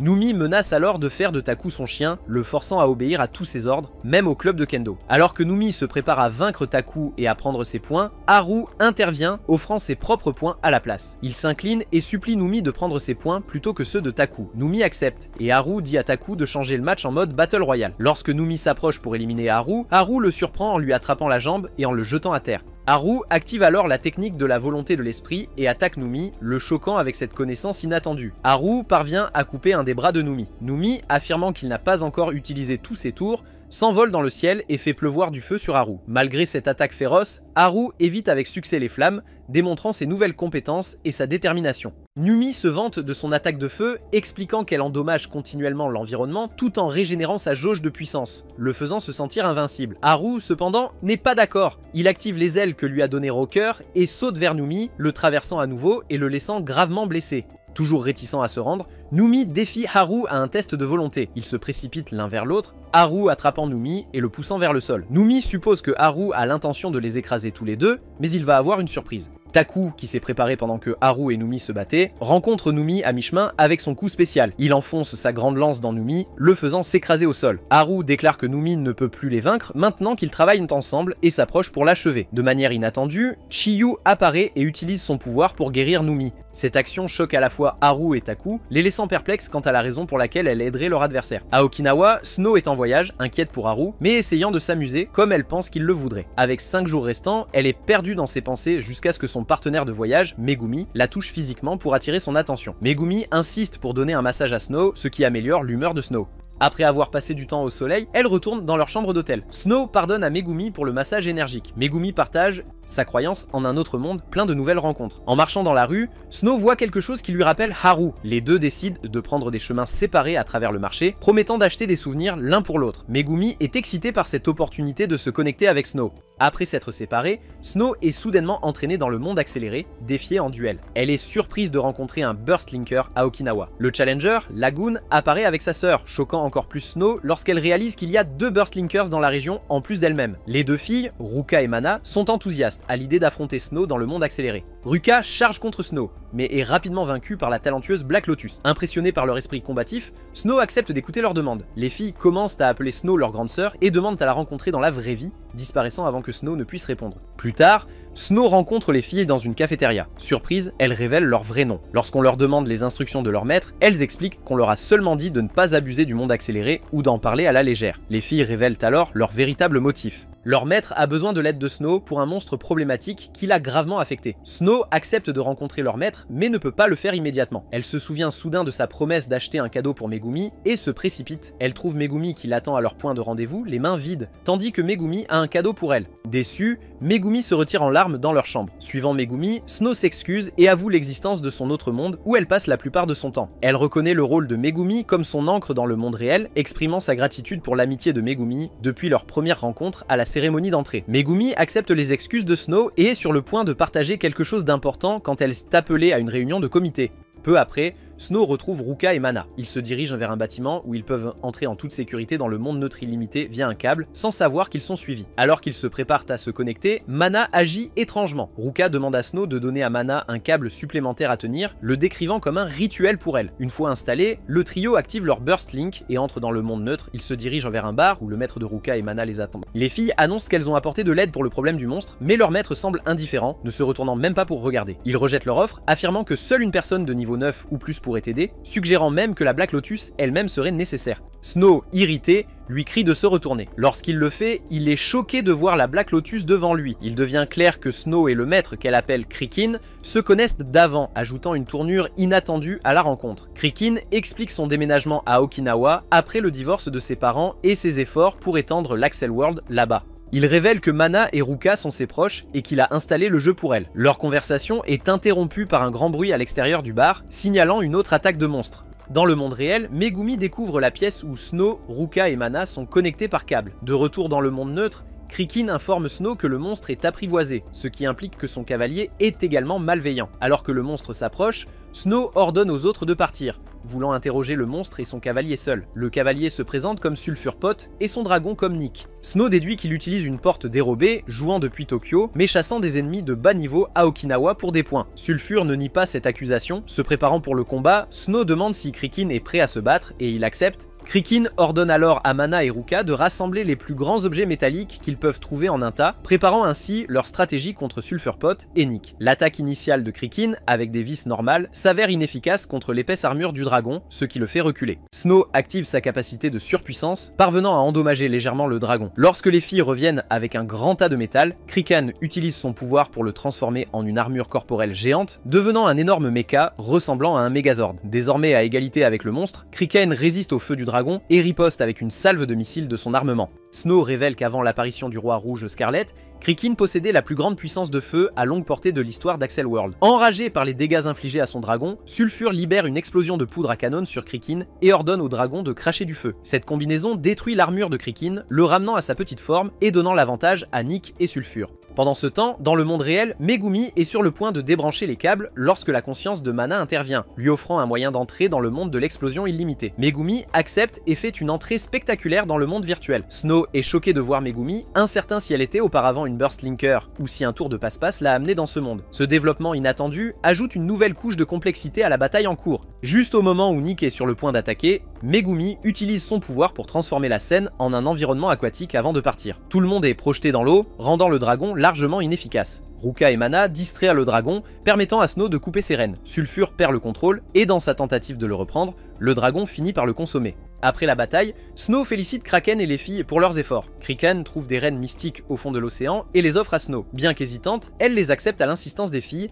qui pensent qu'elles pourraient être utiles plus tard. Snow décide d'attendre la résurrection de Sulfur pour l'interroger. Le lendemain, Snow et Megumi commencent leur voyage de retour à Tokyo avec Krikin et les filles qui les saluent. Megumi n'a aucun souvenir des événements de la veille et Snow choisit de ne pas en parler. Snow raconte qu'elle a ensuite interrogé Sulfur, qui a révélé qu'il travaillait pour une organisation, ce qui l'inquiète quant à de potentiels conflits futurs. Une brève scène montre que Megumi et Snow ont finalement acheté des cadeaux l'une pour l'autre, choisissant par coïncidence des articles identiques dans des magasins différents. Le combat entre Haru, Taku et Numi prend une tournure inattendue lorsque Chiyu apparaît et soigne Numi, presque vaincu. Les provocations de Numi enragent Haru et Taku. Taku, aveuglé par la colère, fonce sur Numi mais est rapidement abattu. Voyant son ami vaincu, la colère de Baru s'intensifie, déclenchant l'armure de calamité en lui. Alors qu'il s'approche de Numi, son armure argentée devient rouge foncé et une aura sombre l'entoure. Malgré cette transformation, Numi reste apparemment indifférent. Haru attaque et son premier coup de poing effraie Numi. Ils s'engagent dans une bataille intense, aucun ne voulant céder. Chiyu les supplie d'arrêter, mais ils sont trop pris dans le combat. Soudain, le minuteur interrompt la bataille, les déconnectant du Burst World.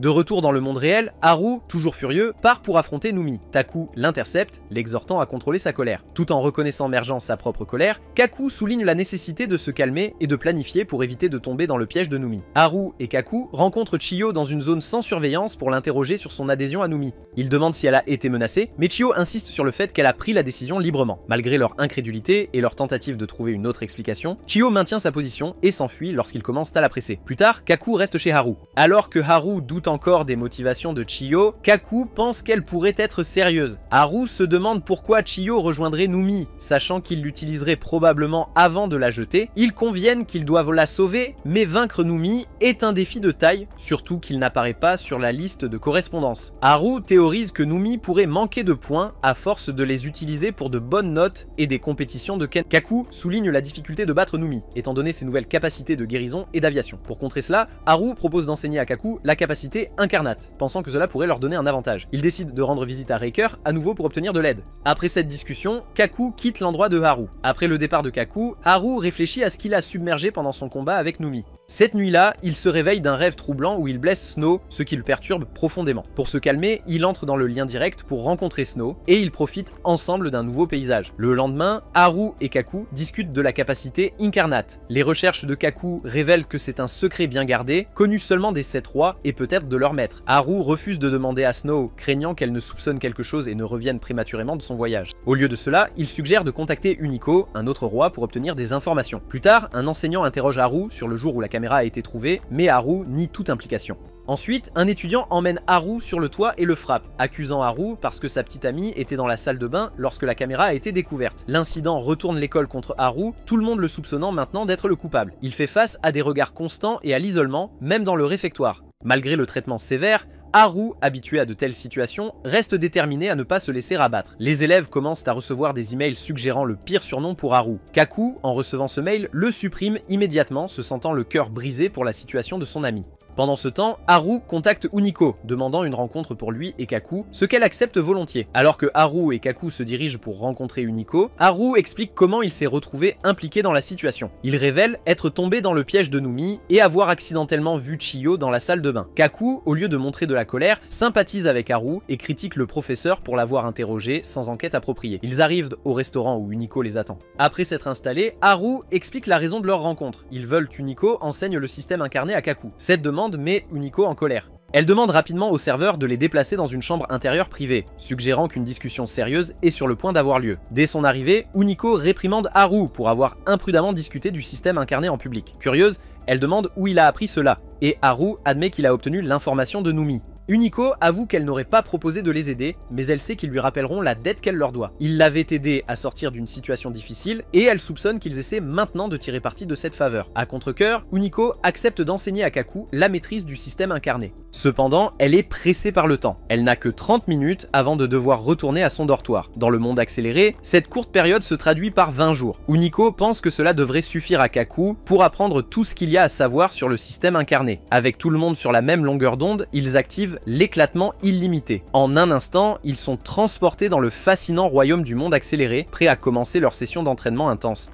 Alors qu'ils atteignent l'étape de neige, elle commence par expliquer les subtilités du système Incarnate. Elle demande à Haru de montrer ce qu'il a appris jusqu'à présent. Après sa démonstration, Uniko commente que sa technique est encore assez faible, le qualifiant de débutant. Elle présente ensuite 4 techniques clés. 1. Augmentation de la portée d'attaque. 2. Augmentation de la capacité de mouvement. 3. Augmentation de la puissance. 4. Augmentation de la résistance de l'armure. Fait intéressant, Uniko admet qu'elle ne peut pas utiliser les 2 dernières techniques elle-même. Elle explique que les techniques d'incarnation sont adaptées à l'avatar double de chaque personne. Ces compétences n'ont pas été créées pour vaincre des ennemis, mais pour aider les utilisateurs à faire face à leurs propres faiblesses. C'est pourquoi elles ne devraient être utilisées que lorsque quelqu'un d'autre les utilise contre vous. Après cette conférence informative, il est temps de passer à un entraînement pratique. Kaku parle des origines de son double avatar. Il révèle qu'il a été sévèrement harcelé au collège, en particulier par les élèves plus âgés de son équipe de kendo. La tige sur son avatar représente son désir passé de transpercer ses bourreaux, un souhait qu'il ne pouvait pas réaliser à l'époque. Haru est touché par l'histoire de Kaku, mais Kaku le rassure en disant que tout va bien maintenant. Ayant partagé son passé douloureux, Kaku se sent prêt à commencer son entraînement. Pendant ce temps, Haru décide d'enquêter sur la raison pour laquelle le nom de Numi n'apparaît pas sur la liste de correspondance. Haru revient dans le monde réel, seulement pour être surpris par la serveuse qui l'attend. Alors qu'il envisage de s'enfuir, la serveuse l'arrête et révèle un fait surprenant. Le restaurant est en réalité la base de la Légion Rouge. Elle se présente comme Léopard, expliquant qu'Uniko lui a demandé d'aider Haru dans son enquête. Ils sortent du restaurant par l'arrière, où une moto élégante et stylée les attend. Léopard informe Haru qu'il se dirige vers le territoire de la Légion Jaune, soupçonnant que la percée du réseau que Numi utilise provient de là. Pendant que Haru se lance dans cette mission, Kaku est de retour sur le terrain d'entraînement, travaillant dur pour perfectionner ses compétences. Haru et Léopard arrivent bientôt à Akihabara, le domaine de la Légion Jaune. Ils se dirigent vers un café discret où Léopard instruit Haru d'entrer dans la porte d'accès en utilisant le tag BG Akihabara une fois qu'il est complètement immergé. Ils partagent une seule chaise en se connectant directement. En entrant, Haru est agréablement surpris de découvrir que Léopard a préparé des déguisements pour eux, leur permettant de se fondre parfaitement. Léopard explique qu'ils sont sur le seul champ de bataille neutre d'Akihabara. Léopard s'approche du marieur local pour se renseigner sur le joueur qui n'apparaît pas sur la liste des matchs. Le marieur révèle que ce joueur mystérieux leur cause aussi des problèmes et qu'ils sont impatients de s'en débarrasser. Lorsque Haru demande le nom du joueur, le marieur l'identifie comme Rust Jigsaw. Haru est surpris d'entendre un nom différent de celui qu'il attendait. Il informe le marieur d'une autre personne sur le même réseau avec un nom d'avatar différent. Cette révélation soulève plus de préoccupations, car ils ne peuvent pas permettre de telles irrégularités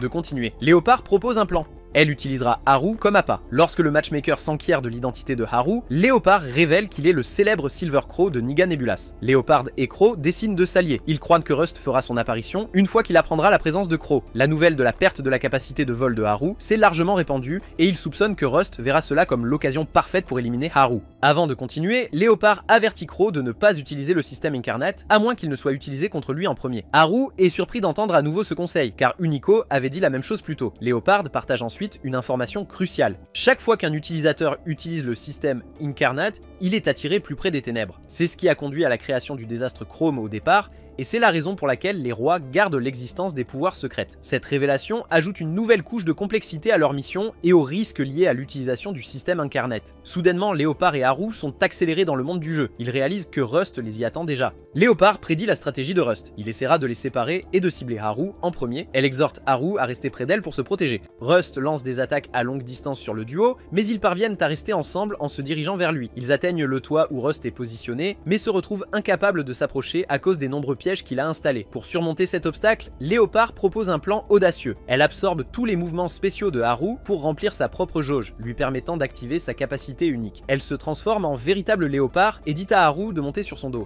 Cette nouvelle forme lui confère une agilité et une vitesse accrues. Avec Haru sur son dos, Léopard fonce vers Rust, esquivant habilement ses pièges. Ils finissent par l'atteindre et Léopard assène un coup final puissant, remportant le match. Alors qu'ils sortent du monde accéléré, Léopard dit à Haru qu'ils doivent rapidement quitter le Dive Café pour essayer d'identifier Rust dans la vie réelle. Elle explique que les dégâts qu'elle a infligés à son bras droit devraient être visibles dans le monde réel pendant un court moment. Il se précipite dehors et Kairyu scrute la zone. Il aperçoit quelqu'un qu'il croit être Rust et est sur le point de le poursuivre lorsqu'une dame faisant la promotion d'un produit l'interrompt. Cette brève distraction fait perdre de vue Rust à Haru. Plus tard dans la soirée, Haru et Taku se rencontrent pour partager leurs expériences. Haru dit à Taku qu'il a réussi à bien voir le dos de Rust avant de le perdre. Il a transmis cette information à l'entremetteur, espérant que cela suffira pour identifier Rust. Les événements de la journée les ont rapprochés d'un pas pour résoudre le mystère, mais soulignent également les défis qu'ils rencontrent dans leur enquête. Le lendemain à l'école, Taku partage des nouvelles inquiétantes avec Haru. Numi et Chiyo ont formé une équipe et ils dominent le jeu avec un taux de victoire parfait de 100%. Numi bat ses adversaires sans effort, ce qui inquiète Taku. Il craint que Snow ne puisse pas gérer la situation aussi facilement qu'il l'avait initialement pensé. Avec la date limite de samedi qui approche, ils réalisent qu'ils doivent redoubler d'efforts.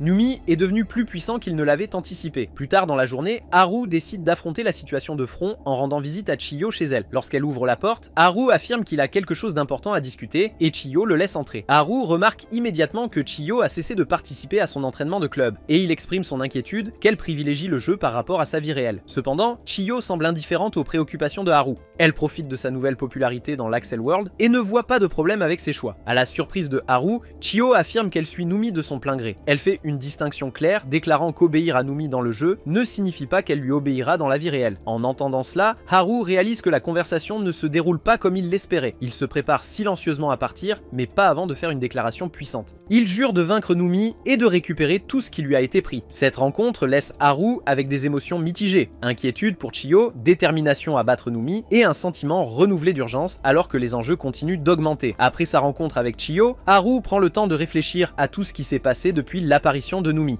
Il croit que la clé pour résoudre ce puzzle se trouve quelque part dans ses souvenirs. Alors qu'il passe en revue ses réminiscences, un détail crucial émerge. Il se souvient de Rust faisant un geste de la main sans porter de neurolinker. Cela suggère que Rust utilisait une forme alternative de technologie VR. Intrigué par cette révélation, Haru se plonge dans la recherche sur les machines VR des années 2020. Son enquête le mène à une organisation qui a expérimenté des implants de puces cérébrales durant cette période. Excité par cette piste potentielle, Haru sent qu'il progresse enfin. Le lendemain, armé de ces nouvelles informations, Haru organise une rencontre avec Numi. Il confronte Numi avec sa découverte. Numi a une puce VR implantée dans son cerveau. Ce programme a été interrompu après 3 ans en raison de son mauvais usage, du piratage et de la triche lors des tests. Cela explique pourquoi Numi n'apparaît pas sur la liste des matchs et ne porte son neurolinker que lors des duels. Haru souligne que le gouvernement a déclaré l'utilisation de ces puces cérébrales illégale et que l'exposition pourrait entraîner l'expulsion de Numi. Réalisant qu'il est coincé, Numi demande à Haru ce qu'il veut. Haru propose de régler tout avec un duel dans l'Axel World, préférant garder leur conflit en dehors de la vie réelle. Numi propose qu'ils se battent dans le champ illimité, où il y a un objet qui permet aux duellistes de miser tous leurs points. Le gagnant réclamera tous les points, tandis que le perdant perdra complètement l'accès à Brainburst. Haru accepte ces conditions à haut risque, mais reste prudent. Il envoie à Taku une liste, l'avertissant de se méfier des pièges potentiels que Numi pourrait tendre. Haru est déterminé à vaincre Numi et à résoudre ce conflit avant le retour de Snow. Ce développement prépare le terrain pour un affrontement culminant, avec Haru et Numi mettant tout en jeu dans un duel où le gagnant rafle tout. De manière inattendue, Haru se retrouve visité par Taku et Chiyo chez lui. Surpris par la présence de Chiyo, il est curieux de connaître ses intentions. Chiyo, avec un véritable remords, s'excuse auprès d'eux deux. Elle supplie de les rejoindre dans leur aventure vers le champ illimité, révélant une vérité choquante. Numi lui avait initialement ordonné de les trahir, mais elle est maintenant déterminée à se libérer de son influence. Haru hésite à accepter la proposition de Chiyo, mais Taku intervient, plaidant pour son inclusion. Il rappelle à Haru un incident passé lorsque Haru lui a pardonné d'avoir attaqué Snow, soulignant l'importance des secondes chances. Après quelques mots persuasifs de Taku, Haru cède et accepte de laisser Chiyo les accompagner dans le champ illimité. Avec tout en place, le trio plonge dans le champ illimité. Quelques instants plus tard, Numi les rejoint. Il sort un appareil conçu pour stocker leurs points et prend l'initiative en y chargeant ses points en premier. Haru et Taku suivent, augmentant les enjeux de leur bataille imminente. Alors que le compte à rebours du combat commence, la tension monte. Haru, désireux de mettre fin à ce conflit, se précipite vers Numi. Cependant, il est pris au dépourvu en tombant dans un piège inattendu. Ce développement déroute Haru car il n'avait pas divulgué l'emplacement exact de leur champ de bataille choisi. Haru lève les yeux pour trouver l'un des associés de Numi présent, le prenant par surprise. Numi révèle un rebondissement choquant. Son associé possède une puce encore plus avancée que la sienne, leur permettant de rester sur la scène sans être détecté. Cette technologie avancée leur accorde la capacité de ralentir dans le monde d'accélération, un pouvoir auparavant jugé impossible. Pris entre deux blocs massifs menaçant de l'écraser, Haru ressent une pression immense, à la fois physique et mentale. Malgré la situation désespérée, sa détermination reste intacte. Le poids qui l'entoure l'a même privé de sa capacité à utiliser des commandes vocales, compliquant encore plus sa situation. Avec Haru immobilisé, Numi tourne son attention vers Taku, le voyant comme le prochain obstacle à surmonter. Taku manifeste une lame impressionnante à l'apparence acérée, mais Numi ne semble pas impressionné par cette démonstration. Depuis sa position piégée, Haru encourage silencieusement Taku, espérant que son ami puisse rassembler suffisamment de confiance en lui pour vaincre Numi. À la grande satisfaction de Haru, Taku se révèle être un adversaire digne, tenant tête à Numi. Puisant dans ses expériences passées, Taku lance une offensive puissante. Lorsque Numi tente d'utiliser la capacité du commandant démoniaque pour voler le pouvoir de Taku, Taku repousse avec succès l'attaque, renversant Numi au sol. Dans un moment de clarté, Taku réalise pourquoi Numi n'a pas réussi à voler son pouvoir. Il y a une limite au nombre de pouvoirs que Numi peut posséder simultanément. Saisissant cette opportunité, Taku se moque de Numi, le qualifiant de simple voleur vide qui ne sait que prendre aux autres. Ce retournement de situation met en avant la croissance et la résilience de Taku, tout en exposant une faiblesse critique dans la stratégie de Numi. Le combat a pris une tournure inattendue, avec Taku qui a maintenant l'avantage sur le jusqu'alors imbattable Numi. Numi, piqué par l'accusation de Taku, réagit avec une révélation choquante sur son passé. Il affirme que son frère aîné a installé de force Brainburst dans son cerveau pour l'exploiter pour des points. La cruauté de son frère s'étendait au-delà du jeu, allant même jusqu'à voler la fille que Numi aimait. Cette expérience traumatisante, dit Numi, lui a enlevé sa fierté en tant qu'être humain. Cependant, l'histoire de Numi prend une tournure sombre lorsqu'il décrit sa vengeance. Il a systématiquement vidé les points de son frère jusqu'à ce qu'il perde complètement l'accès à Brainburst. Aux yeux de Numi, son frère est le véritable perdant, pas lui. Alimenté par cette justification tordue, Numi jure de tout prendre à Taku et Haru, y compris leur amitié. Dans un geste choquant, il attrape Chiyu, qui n'était pas censé faire partie du match à mort. Taku, horrifié, rappelle ce fait à Numi, mais Numi l'ignore et commence à torturer Chiyu. Incapable de supporter la souffrance de Chiyu, Taku se rend à Numi. Saisissant cette opportunité, Numi déchaîne sa fureur sur Taku, le battant sans pitié tout en se moquant de lui. Il souligne cruellement que leurs liens humains, qu'ils apprécient tant, seront leur perte ultime face à lui. Haru, toujours piégé et incapable d'aider, regarde avec désespoir Numi attaquer brutalement son ami. Malgré ses tentatives désespérées, Haru ne parvient pas à se libérer de sa captivité. Le désespoir de la situation le submerge et son avatar entre dans le stade 0, un point critique où l'avatar perd toute volonté de se battre, croyant qu'il n'y a plus rien à faire. Ce tournant désastreux pousse nos héros à leurs limites absolues, testant non seulement leur capacité dans le jeu, mais aussi la force de leurs liens et leur détermination individuelle. La bataille a dépassé un simple concours de compétences, devenant une épreuve brutale de volonté et de caractère. Alors que tout semble perdu, Haru a un moment de clarté. Il réalise que Brainburst lui a offert de nombreuses opportunités et qu'il ne devrait pas abandonner maintenant. Une vision de Snow apparaît devant lui, servant de catalyseur dont il a besoin pour se libérer de ses liens. Alors que Numi est sur le point d'éliminer Taku, Haru se précipite vers lui, prenant Numi par surprise. Cependant, affaibli par l'énergie dépensée pour se libérer, l'attaque de Haru est facilement esquivée. Numi, se recentrant sur Taku, se prépare à porter le coup final quand soudain, il perd un de ses membres à cause d'un attaquant invisible. En levant les yeux, ils sont tous choqués de voir Snow, le lotus noir, arriver de manière spectaculaire sur un cheval volant. Numi, visiblement ébranlé par l'apparition inattendue de Snow, exige une explication. Snow révèle qu'elle a plongé directement depuis Okinawa, ayant apprivoisé le cheval volant pour voyager rapidement jusqu'à Tokyo. La vue de la légendaire Black Lotus laisse Numi tremblant de peur. Snow se tourne ensuite vers l'associé de Numi, exigeant de connaître son identité. Il se présente comme Black Vice, le vice-président de la société de recherche sur l'accélération. Lorsque Snow s'enquiert de l'adhésion de Sulphur Pot à leur société, Black Vice le confirme. Grandissant son épée, Snow jure d'infliger à Numi et Black Vice 3 fois la douleur qu'ils ont causée à ses membres de Légion. Elle s'adresse ensuite à Haru, l'exhortant à se lever et à affronter son ennemi, Numi, pendant qu'elle s'occupe de Black Vice. Haru se lève pour faire face à Numi, exprimant des regrets que Numi ait manqué l'occasion d'une véritable amitié lorsqu'il a rejoint l'école. Numi rejette ce sentiment, déclarant que son seul but est de vaincre Haru. Alors que Numi prend son envol, Haru le poursuit en utilisant ses propulseurs. Sachant que son énergie est limitée, Haru lance une attaque implacable, déterminé à éliminer Numi avant que ses propulseurs ne s'épuisent. Il parvient à attraper Numi et est sur le point de porter le coup final lorsque, de manière inattendue, Chiyu intervient. Elle utilise sa capacité spéciale de guérison pour restaurer la santé de Numi. Ce retournement de situation laisse Haru dans une totale incrédulité. Numi, se délectant du moment, nargue Haru, affirmant que la loyauté de Chiyu lui est entièrement acquise. Saisissant l'opportunité, Numi attrape Haru et se prépare à l'anéantir. Cependant, dans un retournement soudain et dramatique, la capacité d'aviation de Numi disparaît. Le pouvoir revient instantanément à Haru, laissant Numi chuter vers le sol. Ravi d'avoir retrouvé ses ailes, Haru s'élève haut dans le ciel. Saisissant ce moment crucial, Haru plonge vers Numi en chute avec une vitesse et une force énormes. Il assène un coup dévastateur qui déchire Numi, dispersant les parties du corps de son avatar sur le sol. Alors que la défaite de Numi devient évidente, il reste perplexe, incapable de comprendre pourquoi il a soudainement perdu son aptitude à voler à un moment si critique. Chiyu s'approche de Numi et dévoile la vérité sur son pouvoir. Contrairement à ce que tout le monde croyait, son pouvoir n'est pas de guérir, mais de remonter le temps. Elle a découvert cela lorsque Numi l'a forcé pour la première fois à le guérir. Chiyu explique qu'elle s'est stratégiquement alliée à Numi pour monter en niveau plus rapidement, tout en nourrissant un plan secret.